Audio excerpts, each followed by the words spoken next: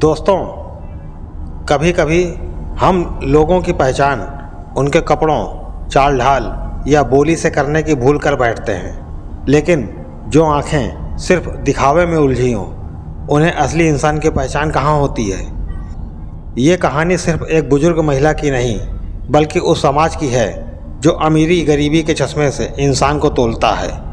चलिए सुनते हैं एक ऐसी कहानी जो आपको सोचने पर मजबूर कर देगी। नमस्कार दोस्तों, स्वागत है आपका आपके अपने YouTube चैनल सुनो कहानी समझो ज़िंदगी में। इसमें हम आपके लिए लाते हैं दिलचस्प और दिल को छू लेने वाली कहानियाँ।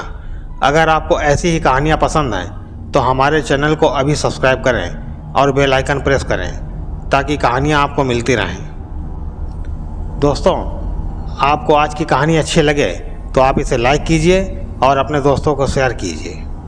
तो चलिए दोस्तों, सुनते हैं आज की कहानी। एक प्रतिष्ठित और भव्य sari showroom, royal Banarasi silk house. दोपहर के लगभग 3 बजे शोरूम के बाहर लगभग कपड़े पहने ग्राहकों की भीड़ थी।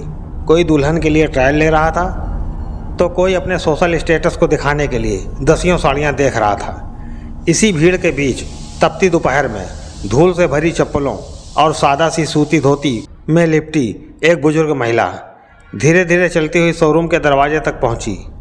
चेहरे पर उम्र की झुर्रियाँ थीं, बालों में चांदी उतर आई थी, लेकिन आंखों में गजब की चमक और आत्मविश्वास था। उनका नाम था सरला देवी। वो अंदर दाखिल हुई।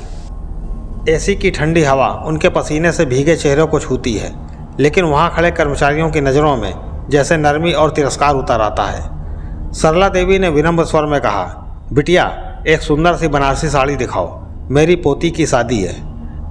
रिसेप्शन पर बैठी लड़की रिया ने सरला देवी को ऊपर से नीचे तक देखा।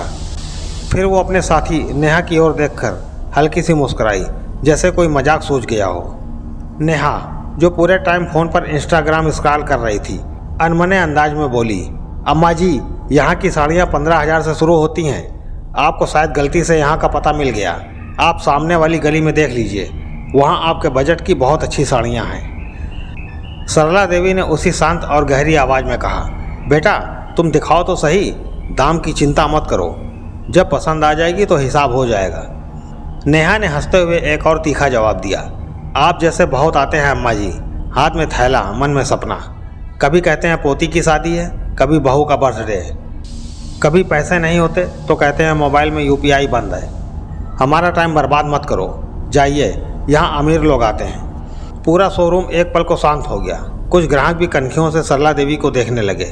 किसी की मुस्कुराहट में दया थी, किसी की आंखों में तिरस्कार। सरला देवी वहाँ कुछ देर खड़ी रहीं। आंखों में कोई गुस्सा नहीं, सिर्फ एक अजीब सी शांति थी, जैसे किसी ने पुराना घाव फिर से कुरेद दिया हो। उन्होंने एक बार फिर वही मुस्कान दी, धीमी, धैर्य भरी, और बिना एक शब्द बोले वह पलट गईं। उनकी चप्पलों की आवाज़ अब उस मार्बल फ्लोर पर कुछ भारी लग रही थी, जैसे हर कदम अपने साथ एक अपमान की कहानी लेकर जा रहा हो। जैसे ही वो बाहर निकली, कांच के दरवाजे की परछाई में उनकी थकी हुई पीठ रह गई और अंदर फिर वही ठहाके, वही सेल्स गर्ल की बड़बड़ाहट। बड़े लोग बनारसी साड़ी पहनते हैं। दूसरे दिन वही रॉयल बनारसी सिल्क हाउस। सड़क पर हल्की चहल पहल थी। चाय वाला गली के नुक्कड़ पर पहली केतली चढ़ा चुका था। ट्रैफिक धीमी रफ्तार से चल रहा था। तभी बाजार की ओर एक गाड़ी तेजी से बढ़ती दिखी। एक चमचमाती काले रंग की BMW 7 सीरीज शोरूम के मुख्य गेट पर आकर धीरे से रुकती है। ड्राइवर ने उतरकर दरवाज़ा खोला। लोगों की निगाहें उस लग्जरी गाड़ी पर टिक गईं। मोबाइल कैमरे क्लिक करने लगे और फिर उस गाड़ी से जो शख्स उतरा, उसे देखकर लोगों की आंखें फैल गईं। वो कोई और नहीं बल्कि वही बुजुर्ग महिला थी, सरला देवी। लेकिन आज वो अम्मा जी नहीं, बल्कि एक शालीन लेकिन रॉयल शख्सियत लग रही थी। उन्होंने पहनी थी एक गहरे नीले रंग की बनारसी सिल्क साड़ी, जिसकी जरी की कढ़ाई दूर से ही चमक रही थी। गले में मोतियों की माला, हाथों में डायमंड घड़ी और आंखों में वही आत्मविश्वास, लेकिन इस बार उसमें आत्मसम्मान का तेज भी जुड़ गया था। उनके पीछे पीछे उतरी सुनीता अग्रवाल, साड़ी शोरूम की मालकिन। सरला देवी ने चारों ओर देखा। चेहरे पर एक ठंडी मुस्कान थी और वो धीमे धीमे कदमों से शोरूम के दरवाजे की ओर बढ़ी, उसी दरवाजे की ओर जहाँ कल उनका आत्मसम्मान कुचला गया था।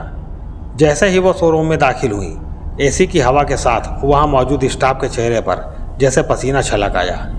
कल की वही रिसेप्शनिस्ट रिया और सेल्स गर्ल नेहा आज भी अपनी कुर्सियों पर थी, लेकिन उनके चेहरे का रंग उड़ चुका था। रिया की जुबान लड़खड़ाई, नेहा की नज़रें ज़मीन पर गड़ी रहीं। सरला देवी इस बार काउंटर के सामने पूरे ठाठ से खड़ी हुई। उनकी आवाज़ नर्म लेकिन लहजा सख्त था। बिटिया, आज जरा अपनी सबसे कीमती बनारसी साड़ी दिखाओ, पोती की शादी है ना। रिया और नेहा दोनों की आंखें फटी रह गईं। शोरूम के बाकी स्टाफ आपस में फुसफुसाने लगे। तभी पीछे से सुनीता की तेज आवाज़ गूंजी, माँ जी, किसने किया ऐसा बर्ताव आपसे? कौन था जिसने आपको बाहर का रास्ता दिखाया? बताइए मुझे अभी के अभी निकालती हूँ उसे नौकरी से। सरला देवी ने मुस्कुराते हुए उसकी ओर देखा और बहुत ही शांत स्वर में कहा, नहीं बहू, निकालने से सोच नहीं बदलती, सिर्फ डर पैदा होता है। सोच बदलनी हो तो उसे शर्म से नहीं, समझ से झटका देना चाहिए। वो मुड़ी और सीधी नेहा की तरफ देखा। अब नेहा की आंखों में आंसू थे। बेटा, तूने कल कहा था ना मैं यहाँ टाइम पास करने आई हूँ। आज मैं आई हूँ ताकि तुझे ये समझा सकूं कि ग्राहक के कपड़े देखकर नहीं, नियत और व्यवहार देखकर बात करनी चाहिए। और हाँ, ये जो दुकान है ना, ये मेरी बहू की है। मतलब ये कि अब इसकी इज्जत मेरे हाथ में है। कल तूने मेरी इज्जत ज़मीन पर गिराई थी, आज देख मेरी चप्पलें भी तेरे शब्दों से ऊपर हैं। पूरे शोरूम में सन्नाटा छा गया। किसी में इतनी हिम्मत नहीं थी कि एक शब्द भी बोले। वहाँ मौजूद ग्राहकों की आंखों में अब गुस्सा नहीं, सम्मान था सरला देवी के लिए। सुनीता आगे बढ़ी। उन्होंने सरला देवी का हाथ थामा। माँ जी, आपने मुझे आज सिखाया, असली अमीरी कपड़ों से नहीं, किरदार से होती है। सरला देवी ने धीमी मुस्कान के साथ कहा, जिस समाज में कपड़ों से इज्जत मिलती हो, वहाँ इंसान की औकात नहीं, उसकी पहचान बिकती है। लेकिन जो इंसान चुप रहकर भी सबक सिखा दे, वो खुद इतिहास बन जाता है। कभी कभी ज़िंदगी में अपमान ज़रूरी होता है, ताकि हम खुद की कीमत पहचान सकें और दूसरों को भी सिखा सकें कि हर सादा इंसान गरीब नहीं होता और हर चमकती चीज़ हीरे की गारंटी नहीं होती। 30 साल पहले कुहासे में डूबी सुबहें, एक तंग गली में खुलता पुराना सा दरवाज़ा, भीतर 1-2 कमरों का मकान, दीवारों की सीलन और छत से टपकता पानी। वहीं एक छोटे से स्टोव पर चाय चढ़ाती एक युवती, सरला देवी, उम्र 35 के आसपास, साड़ी का पल्लू कमर में खोसे, माथे पर पसीना लेकिन चेहरे पर सुकून। पीछे से आवाज़ आती है, अम्मा मेरे जूते कहाँ हैं? अरे राजू, बिस्तर के नीचे देखना बेटा। राजू यानी उनका बेटा राजेश अग्रवाल, नन्हा सा लेकिन आंखों में बड़े सपने, बस्ते की रस्सी टूटी हुई लेकिन किताबें संभाल कर रखी हुई। सरला देवी ने बेटे को पढ़ाया, पाला, हर तकलीफ खुद पर ली, लेकिन कभी बेटे की आंखों में आंसू नहीं आने दिए। पति रमेश अग्रवाल, एक सरकारी विभाग में लोअर क्लास अफसर, ईमानदार लेकिन कम वेतन। घर चलाना मुश्किल लेकिन सपनों को नहीं रोका। सरला देवी ने खुद की शादी की चूड़ियाँ बेच दी ताकि बेटे को एक अच्छा कोचिंग इंस्टीट्यूट में दाखिला मिल सके। रात को दूसरों के कपड़े सिलती थी, सुबह बच्चों को ट्यूशन देती। गलियों में चावल दाल और तेल उधार चलता, लेकिन आत्मसम्मान पूरा था। राजेश को साइकिल दिलाने के लिए उन्होंने अपनी माँ की दी हुई पुरानी सोने की चैन तक गिरवी रख दी। मेरे बेटे के सपनों में कमी नहीं आनी चाहिए। दुनिया पढ़ाई से बदलती है, कपड़ों से नहीं, वो हमेशा यही कहती थी। फिर राजेश की मेहनत रंग लाई। 12वीं में टॉप किया, स्कॉलरशिप मिली, फिर IIM में सिलेक्शन। राजेश आज भी नहीं भूलता वो रात जब IIM का ऑफर लेटर आया था और उसकी माँ मंदिर के सामने फर्श पर चुपचाप बैठकर रोई थी। मैंने भगवान से कुछ नहीं मांगा था बेटा, बस तुझे उड़ते देखना चाहा। आज मेरा सपना पूरा हुआ। राजेश ने MBA के बाद कुछ साल मल्टीनेशनल कंपनी में नौकरी की, फिर खुद का बिजनेस शुरू किया। अग्रवाल टेक्सटाइल प्राइवेट लिमिटेड की शुरुआत एक किराए के गोदाम से हुई थी। सरला देवी ने कहा था, नाम में मेरे या मेरे पिता का नाम मत डाल, बस अपने कर्मों का नाम रख, वही तुझे ऊपर ले जाएगा। धीरे धीरे बिजनेस बढ़ा। बेटे ने माँ से कभी कुछ नहीं छिपाया। हर बड़ी मीटिंग के पहले उनके पैर छूता। हर पहली सैलरी, पहली डील, पहली गाड़ी सब माँ के चरणों में रखी। फिर बहू सुनीता आई, एक स्मार्ट और समझदार लड़की। उसने रॉयल बनारसी सिल्क हाउस की शुरुआत की और आज वही उसकी पहचान बन चुकी थी। लेकिन सरला देवी ने हमेशा खुद को परे रखा। न किसी उद्घाटन में मंच पर गई, न किसी न्यूज़पेपर में फोटोशूट में शामिल हुई। मेरा रोल पर्दे के पीछे है बेटा, मैं किरदार नहीं प्रेरणा बनना चाहती हूँ। मेरी पहचान मेरे कपड़ों में नहीं, मेरे कर्मों में है। आज वही माँ, वही संघर्ष, वही चूड़ी बेचने वाली महिला आज करोड़ों के साम्राज्य की नींव है, लेकिन फिर भी ज़मीन से जुड़ी है। उनकी चुप्पी में गरिमा है, उनकी सादगी में चमक और उनकी आंखों में एक पूरी पीढ़ी को उठाने का जज्बा। ये कहानी सिर्फ एक माँ की नहीं, ये हर उस औरत की कहानी है जो बिना दिखावे के, बिना तालियों के एक पूरी दुनिया को खड़ा कर देती है, अपने खून पसीने और चूड़ी बेचकर खरीदे गए सपनों से। रॉयल बनारसी सिल्क हाउस की 10वीं सालगिरह का ग्रैंड सेलिब्रेशन हाल भव्य था। हर कोने में रोशनी की चमक, मीडिया के कैमरे फ्लैश कर रहे थे। शहर के नामी बिजनेसमैन, फैशन डिजाइनर्स, IAS अफसर और कई सेलिब्रिटी मौजूद थे। स्टेज पर सुनीता अग्रवाल खड़ी थी, माइक हाथ में। वो एक आत्मविश्वासी महिला थी, लेकिन आज उसकी आंखें नम थी। सुनीता बोली, आज हमारी कंपनी को 10 साल पूरे हो रहे हैं, लेकिन मैं आप सबके सामने जो बताने जा रही हूँ वो सिर्फ बिजनेस की बात नहीं, वो आदर्श, सम्मान और इंसानियत की बात है। स्टेज के पीछे से एक महिला धीरे धीरे चलती हुई आती है, सरला देवी। आज वो वही बनारसी साड़ी पहने हुए थी जो कल उन्होंने शोरूम में पहनी थी, लेकिन उस साड़ी में अब एक पहचान जुड़ गई थी।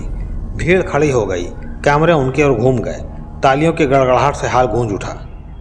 सुनीता आगे बोली, 2 दिन पहले इसी शहर में मेरी सासू माँ को सिर्फ इसलिए शोरूम से भगा दिया गया क्योंकि वो सादा कपड़ों में थी, उन्हें गरीब समझा गया। लेकिन आज मैं खुद सबके सामने स्वीकार करना चाहती हूँ, अगर ये औरत मेरी ज़िंदगी में ना होती तो ना ये ब्रांड होता, ना ये स्टेज, ना मैं खुद। तालियां फिर गूंजती हैं, पर सरला देवी चुप है, मुस्कुरा रही है। फिर उन्हें माइक दिया जाता है। सरला देवी ने स्पीच दी, मैं कोई बड़ी बात नहीं कहूँगी। मैंने जीवन में ये सीखा है कि कपड़े इंसान की हैसियत नहीं बताते। एक माँ की थाली में जब 2 रोटियाँ हों और 3 बच्चे, तो वो खुद भूखी सो जाती है, लेकिन बच्चों के पेट भर देती है। क्या वो माँ गरीब है? मैंने अपने बेटे को अपने कर्मों से पाला, ना कभी किसी के सामने हाथ फैलाया, ना किसी के सामने झुकी। लेकिन हाँ, मेरी झुकी हुई साड़ी में भी आत्मसम्मान सीधा खड़ा रहा। मंच पर खामोशी छा जाती है, सभी चेहरों पर भाव है, कुछ की आंखें नम हैं और कुछ सिर झुके हुए, जैसे वो सेल्स गर्ल और रिसेप्शनिस्ट जो भीड़ में खड़ी थी। तभी सुनीता स्टेज पर वापस आती है। आज से रॉयल बनारसी सिल्क हाउस की ब्रांड आइकन कोई मॉडल नहीं होगी, बल्कि मेरी सासू माँ सरला देवी होगी, क्योंकि असली खूबसूरती आत्मा से होती है, चेहरे से नहीं। तभी एक स्लाइड शो शुरू होता है। सरला देवी के पुराने संघर्ष की तस्वीरें, वो पुराना घर, वो टपकती हुई छत, सिलाई मशीन, राजेश की स्कूल फोटो और अंत में BMW से उतरती सरला देवी की शान। हाल गूंज उठता है तालियों से। वो सेल्स गर्ल और रिसेप्शनिस्ट स्टेज पर आती है, दोनों की आंखों में आंसू और हाथ जोड़े हुए। माफ़ कर दीजिए माँ जी, हमने आपको सिर्फ आपके पहनावे से जज किया। हमें पता नहीं था एक औरत की असली दौलत उसकी इज्जत होती है। सरला देवी ने मुस्कुरा कर कहा, माफ़ी की ज़रूरत नहीं बेटा, ज़िंदगी सबसे अच्छा सबक खुद सिखा देती है। और ये मत भूलो, कभी किसी को कम मत आको, क्योंकि जिसकी झोपड़ी में आज दिया है, कल उसके बंगले में झूमर भी जल सकता है। दोस्तों, कभी कभी दुनिया ये भूल जाती है कि असली रॉयल्टी कपड़ों में नहीं, कर्मों में होती है। और सरला देवी आज सिर्फ एक माँ नहीं रही, वो बन चुकी हैं हर उस औरत की आवाज़ जो खामोशी से अपने घर, अपने सपनों और अपने बच्चों की नींव रखती है। जिस दिन इंसान की पहचान उसके कपड़ों, गाड़ी और बैंक बैलेंस से होने लगे, उस दिन समझ जाना कि इंसानियत की मौत हो चुकी है। मैं वही हूँ जिसे तुमने कल धक्के देकर भगाया था, और आज उसी दुकान की इज्जत मेरे हाथ में है। कभी किसी की सादगी को उसकी गरीबी मत समझो, और कभी किसी की खामोशी को उसकी कमजोरी मत समझो, क्योंकि समय जब पलटता है तो किरदार नहीं, कहानियाँ बदल जाती हैं। इज्जत बांटने से मिलती है, छीनने से नहीं। और जिसने दूसरों को नीचा दिखाया, वक्त उसे ज़मीन दिखा देता है। दोस्तों, इसलिए अपने दिल में जगह बनाओ, शोरूम में नहीं, क्योंकि दौलत तो आज है, कल नहीं, लेकिन इंसानियत वो ज़िंदगी भर साथ चलती है। दोस्तों, ये कहानी आपको अच्छी लगी हो तो आप इसे लाइक करिएगा, और हमारे चैनल सुनो कहानी समझो ज़िंदगी को सब्सक्राइब करना मत भूलिएगा सर। जय हिंद।